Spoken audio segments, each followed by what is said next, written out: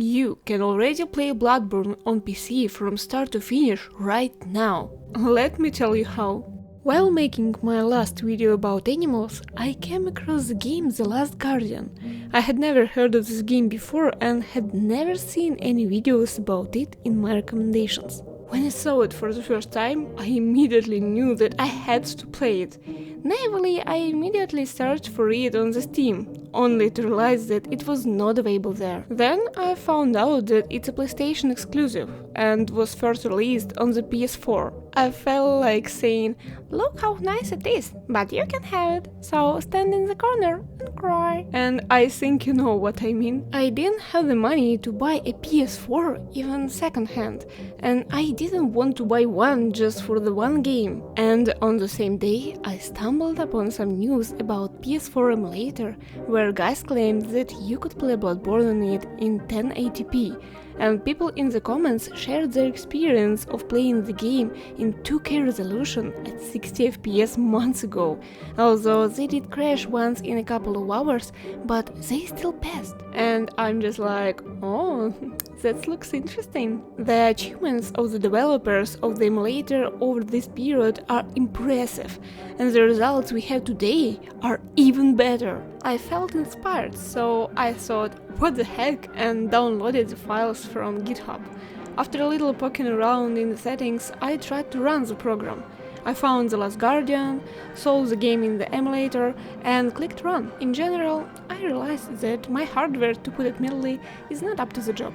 A 1060 graphics card is no longer suitable for 1080p 60 FPS, especially since I do not have the most powerful processor or RAM. At first, the game could not start for a long time, and then, when it finally launched, I watched a pure slideshow with no sound. It just wouldn't work. I thought the hype had passed me by again. However, having read the comments about Bloodborne's performance on the simulator, I learned that if you have a 3060 graphics card and 5800X 3D processor, you should achieve 1080p 60 FPS with a probability of 99%. The progress of the guys over the past 6 months is really encouraging, as is evident from the great pace at which they are moving. To me, this is an excellent result, very close to ideal. After that, I wanted to share this news with you.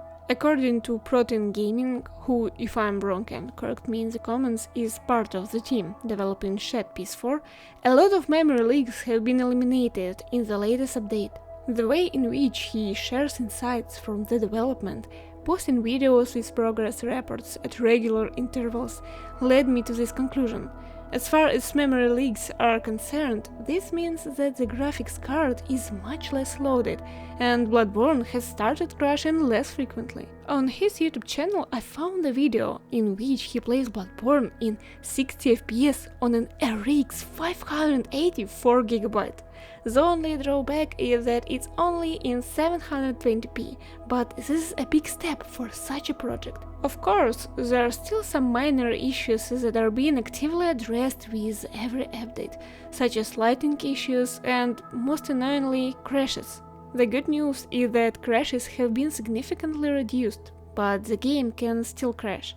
Of course, you could ask me what I think of other emulators. What can you say about them?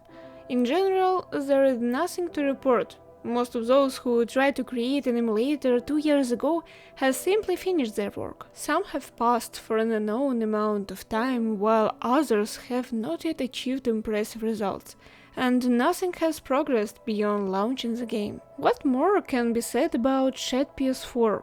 It now has the most active developer base and is the most active in showing its capabilities. Protein Gaming himself frequently shares the emulator success on his YouTube channel, for which I would like to thank him. I saw not only how things are with Bloodborne, but also with the rest of the PS4 exclusive games. Of course, it's not as advanced as Bloodborne, but we can gradually see how their PC adaptation is progressing. In fact, we are closer than ever to the day when we will be able to enjoy the game in full without having to wait for the official PC version. Some players aren't just using gamepad, they're trying to play with keyboard and mouse. If that's not a victory, then what it is? The main goal of the team working on the emulator is of course to create a fully functioning Bloodborne.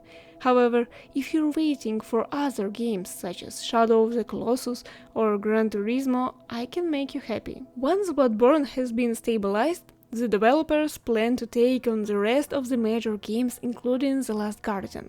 Of the 53 games already played on this emulator, I can name Yakuza Kiwami, the Nier Automata demo, and Kerbal Space. Unfortunately, according to YouTube's rules, I cannot tell you how to set up Shed PS4.